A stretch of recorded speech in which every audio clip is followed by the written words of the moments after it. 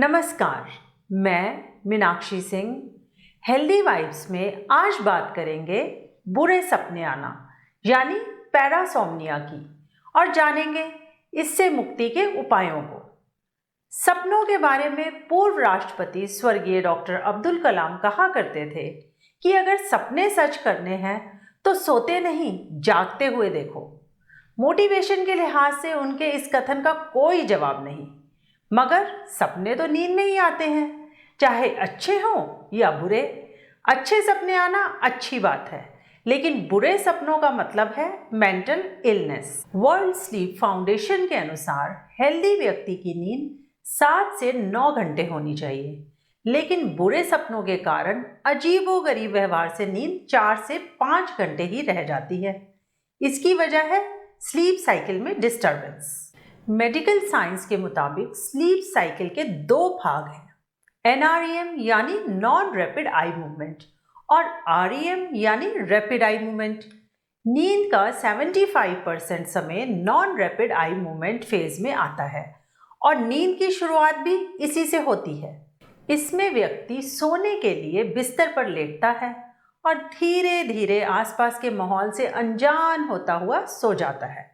इस दौरान body temperature कम तथा सांस और धड़कन धीमी होकर नेचुरल रिदम में आती है। इसके बाद शुरू होती है गहरी नींद यानी डीप स्लीप। इसमें सांस धीमी और ब्लड प्रेशर कम होने से मांसपेशियां पूरी तरह रिलैक्स हो जाती हैं। ब्लड फ्लो बढ़ने से ग्रोथ हार्मोन रिलीज होता है, जिससे शरीर के टिश्यू खुद को रिपेयर करने लगते हैं।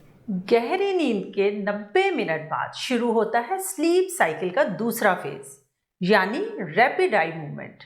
यह 90 मिनट पर रिपीट होता है।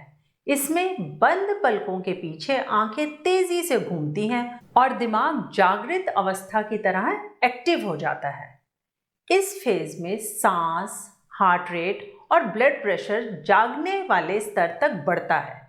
रैपिड आई मूवमेंट के दौरान सबसे ज़्यादा सपने आते हैं। ऐसा रात में कई बार हो सकता है।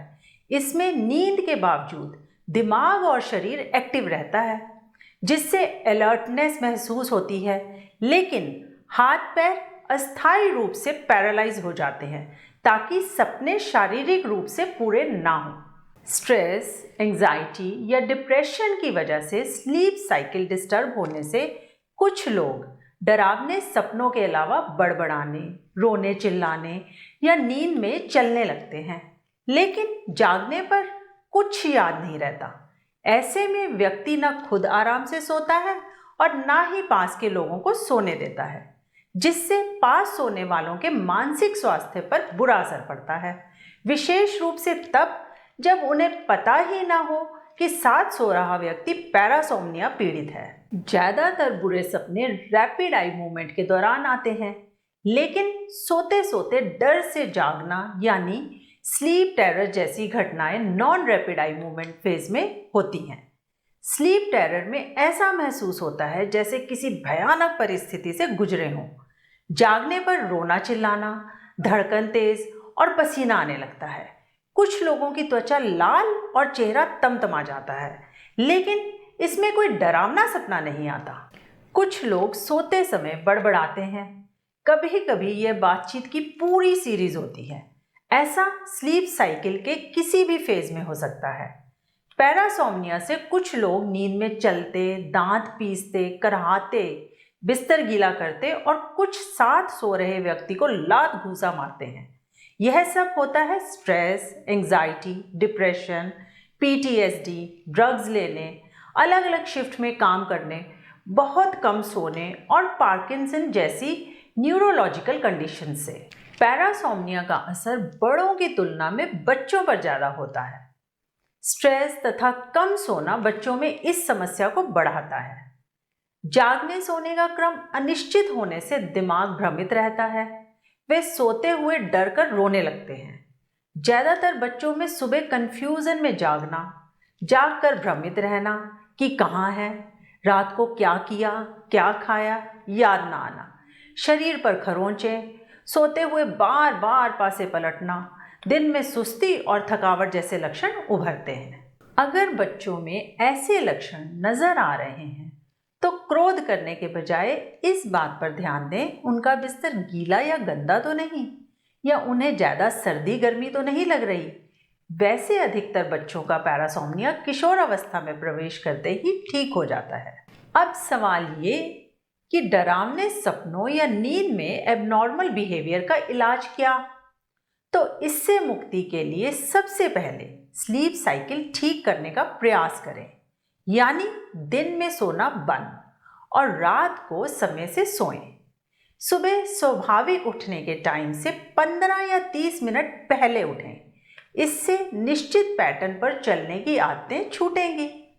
नाइट टेरर और स्लीप वॉकिंग से मुक्ति का यह आसान उपाय है। सोते समय लैपटॉप और सेलफोन जैसे इलेक्ट्रॉनिक उपकरण को दूर रखें और कैफीन युक्त पेय पदार्थों का सेवन ना करें। बिस्तर साफ सुथरा, बेडरूम का माहौल डार्क और हल्का ठंडा रखें। स्ट्रेस कम करने के लिए मेडिटेशन और डीप ब्रीथ को लाइफस्टाइल का हिस्सा बनाएं। याद रखें, बुरे सपनों और अच्छी नींद ना आने से मानसिक तथा शारीरिक स्वास्थ्य पर बुरा असर पड़ता है। घरेलू उपचार से फायदा ना होने पर साइकियाट्रिस्ट के पास जाएं और उसके बताए ट्रीटमेंट प्लान को फॉलो करें। यदि समस्या ड्रग से है तो कुछ महीनों के लिए रिहैब में भर्ती कराएं। उम्मीद है आज की जानकारी बुरे सपनों यानी पैरासोम्निया से मुक्ति दिलाने में मदद करेगी। चैनल को सब्सक्राइब, लाइक और शेयर ज़रूर करें। इसी कामना के साथ सब स्वस्थ रहें। अगले प्रोग्राम में मिलेंगे एक नई जानकारी के साथ। धन्यवाद, नमस्कार।